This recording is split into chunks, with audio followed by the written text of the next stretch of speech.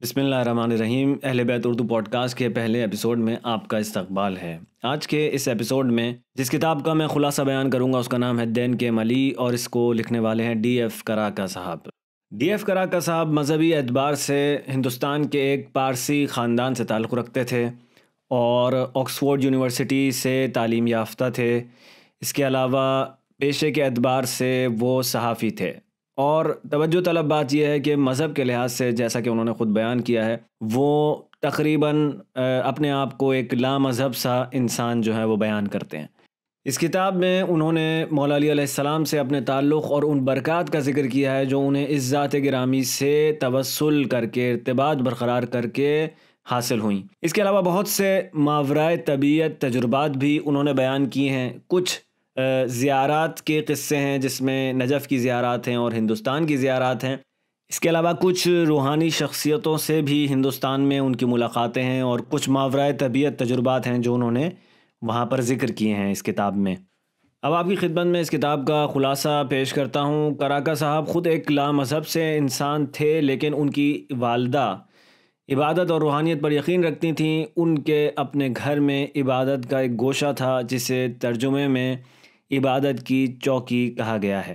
اس کتاب کا اہم ترین حصہ کراکا صاحب کے نزدیک وہ خواب ہے جو انہوں نے اپریل 1954 میں دیکھا تھا۔ وہ خواب جس میں انہیں مولا کائنات کی زیارت پہلی بار ہوئی تھی۔ البتہ اس کتاب میں انہوں نے 2 بار اس زیارت کا ذکر کیا ہے جو انہیں خواب میں امام علی علیہ السلام کی ہوئی، لیکن ان کے نزدیک پہلی زیارت وہ زیارت تھی جس نے واقعاً ان کی ذات میں ایک گورام برپا کر دیا تھا۔ اس کتاب کے اہم کرداروں میں سے ایک کراکا صاحب کی والدہ ہیں، اور دوسری وہ پارسی خاتون جنہیں کراکا صاحب سونا مائی کہہ کے اس کتاب میں پکارتے ہیں۔ یہ خاتون سونا مائی وہ خاتون ہیں کہ جن سے ان کی والدہ، کراکا صاحب کی والدہ جو ہیں، وہ روحانی معاملات میں امداد اور رہنمائی لیا کرتی تھیں۔ سونا مائی کے توسط سے ہی کراکا صاحب کو پیغام بھی ملا کرتے تھے، جس میں سے ایک اہم پیغام کو وہ یوں بیان کرتے ہیں۔ 1949 میں جب میں نے اپنا 7 روزہ کرنٹ جاری کیا، میں بے حد ذہنی خلجان میں مبتلا تھا، کیونکہ مجھے یقین نہیں تھا کہ مستقبل میں کیا پیش آئے گا۔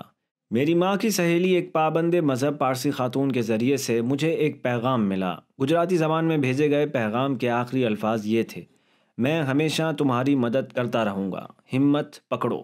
یہ پیغام کس نے بھیجا تھا؟ پارسی خاتون نے بتایا کہ یہ باوا کی طرف سے تھا۔ باوا؟ کون باوا؟ میں بھی حیران تھا۔ اس وقت مجھے بس اتنا معلوم تھا کہ وہ مہارشی تھا۔ بالآخر اس واقعے کے 5 سال بعد ایک خواب دیکھنے کے بعد مجھ پر منکشف ہوا کہ وہ بزرگ جنہوں نے پیغام بھجوایا تھا کہ وہ ہمیشہ میرے ساتھ ہوں گے، وہ حضرت علی علیہ السلام تھے۔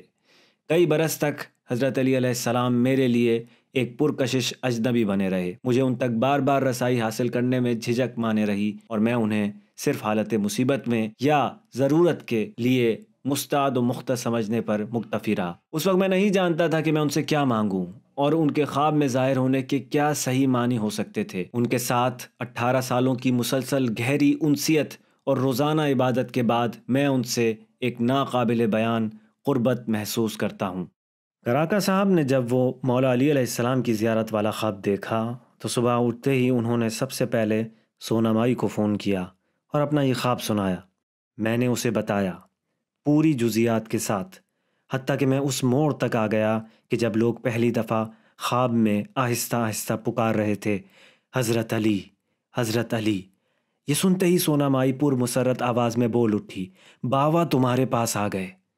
میں یہی معلوم کرنا چاہتا ہوں، یہ شخص جو مجھے خواب میں ملا ہے کون تھا؟ وہ کھنکھناتی ہنسی کے ساتھ لہک کر کہنے لگی، نادان لڑکے، کیا تمہیں نہیں معلوم کہ اتنے سالوں تک تم کس کی پرستش کرتے رہے ہو؟ لیکن مائی، ہم ہمیشہ انہیں مشکل آسان صاحب کہہ کر پکارتے چلے آئے ہیں۔ آپ نے ہمیشہ اسی طرح ہمیں ان کا نام لینا سکھایا ہے۔ مشکل آسان صاحب، مولا علی، حضرت علی، یہ سب ایک ہی ہیں۔ اس ہستی نے پسند کیا کہ تم پر بطور حضرت علی ظاہر ہوں، لیکن اب تم مجھے پورا خواب سناؤ۔ چنانچہ میں نے ایسا ہی کیا، اور اس کو اس نقطۂ اختتام تک اپنا خواب سنایا کہ جب حضرت علی نے میرا ہاتھ اپنے ہاتھ میں لے لیا اور اپنے آگے کھینچ لیا۔ تم نہیں جانتے کہ تم کتنے بانصیب ہو، مائی نے کہا۔ فی الحال اپنے خواب کا تذکرہ کسی سے نہ کرنا۔ کیا اپنی بیوی سے بھی نہیں؟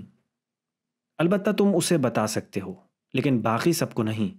ایک وقت آئے گا کہ تمہیں خود بخود پتہ چل جائے گا کہ تم اس کا تذکرہ اب کر سکتے ہو۔ اس وقت تم جس کسی کو بھی چاہو اس کے متعلق بتا سکو گے، اور میں تم سے آج ہی ملنا چاہتی ہوں۔ میں اس کا پورا ذکر پھر سے سننا چاہتی ہوں۔ میں اس شخص کو دیکھنا چاہتی ہوں کہ جس کو میرے مولا علی نے زیارت سے فیضیاب فرمایا ہے۔ اس کتاب کا ایک اور حصہ کراکا صاحب کی نجف زیارات کے بارے میں ہے۔ اہم ترین ان کے لیے وہ واقعہ تھا کہ جب غیر مسلم ہونے کی وجہ سے ان کے لیے مولا علی علیہ السلام کی زری تک پہنچنا ایک مشکل کام تھا، لیکن پھر کچھ ایسا ہوا۔ اس طرف سے جہاں میں کھڑا ہوا تھا مجھے اجسام کے سمندر میں واپس پھینک دیا گیا، جس نے بدلے میں مجھے اس ریلے میں دھکیل دیا جو روضے ہی کی طرف رواں دواں تھا۔ اس عالم میں کہ یہ ادھر ادھر کی دھکم پیل جاری تھی، مجھے اپنی چھاتی میں اچانک کھچاؤ محسوس ہوا۔ میرے دل میں یہ جانا پہچانا ہوا درد جو کہ پونا میں میرے ماہر قلب نے بتایا تھا کہ ختم ہو چکا ہے، پھر سے پلٹ آیا تھا۔ ایسا محسوس ہو رہا تھا کہ گویا میرا دل اور میرا درد دونوں ہی دوبارہ زندہ ہو گئے ہیں۔ یہ ایک شدید درد تھا۔ مجھے پہلو بہ پہلو ٹھنڈے اور تیز پسینے آنے لگے۔ بلا شبہ یہ عارضہ قلب تھا، یعنی ہارٹ اٹیک۔ میں اس کے قرائن سے بخوبی واقف تھا۔ میرے اندر قوت مدافعت ہی نہ رہی، میرے اوپر غشی طاری ہونے لگی۔ اچانک مجھے احساس ہوا گویا مجھے کسی مضبوط ہاتھ نے پیچھے سے پکڑ کر آگے دھکیلا اور فی الواقع صحن سے اٹھا کر روزے کے اندر پھینک دیا ہے۔ میں نے ٹھوکر کھائی اور گھٹنوں کے بل گر پڑا۔ فرش پر پڑے ہوئے میں نے چپلیں اتاری اور قبل اس کے کہ یہ سوچتا کہ میں کدھر جاؤں، مجھے نادیدہ ہاتھوں نے اٹھا لیا اور مجھے کھڑا کیا اور حقیقتاً اٹھا کر مجھے روزے کے اندر پہنچا دیا۔ میرا جسم ایسا نہیں ہے کہ آسانی کے ساتھ اٹھ جائے، لیکن کسی نے ایسا کر دکھایا۔ میری آنکھیں جو درد کی وجہ سے بند تھیں کھل گئیں اور میرے ہاتھ ناطاقتی کے سامنے پھیل گئے۔ معجزانہ طور پر اسی لمحے میرا درد کافور ہو گیا اور ہتھیلیاں پھیلا کر کھڑے ہوئے میں نے بے اختیار یہ الفاظ ادا کیے: یا علی، میں حاضر ہوں۔ پھر کسی نے مجھے مزید نہیں دھکیلا۔ میں آہستگی سے آگے بڑھتا گیا۔ میرے آگے راستہ کھل گیا تھا۔ جو ہی میں نے نظر اٹھا کر گنبد کی طرف دیکھا جو اپنے ہزاروں دمکتے آئینوں جن میں زری کے ساتھ بندھے ہوئے لہراتے سبز ربنوں کے عکس جگمگاتے ہیں، مجھے محسوس ہوا کہ گویا میں ایک ایسے غار میں ہوں کہ جس میں ہیرے اور زمرد ٹکے ہوئے ہیں۔ یہ ایک پرشکوہ نظارہ تھا۔ میں لوگوں کے ساتھ آگے بڑھتا رہا، ان کی زری اقدس کے گرد طواف کیا، جانب سر سے گزرا جہاں ان کے روضے کے خدام کو کھڑا دیکھا۔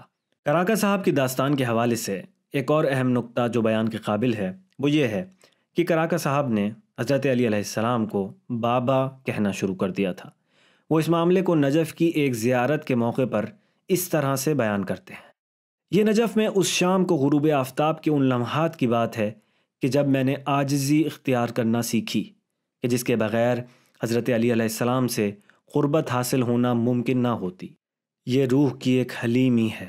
اس کا مفہوم بندگی یا چھیل اور رگڑ کر ہمواری دور کرنا یا ان طاقتوروں کے دسترخوانوں سے گرتے ہوئے روٹی کے ریزوں کا انتظار کرنا ہرگز نہیں ہے۔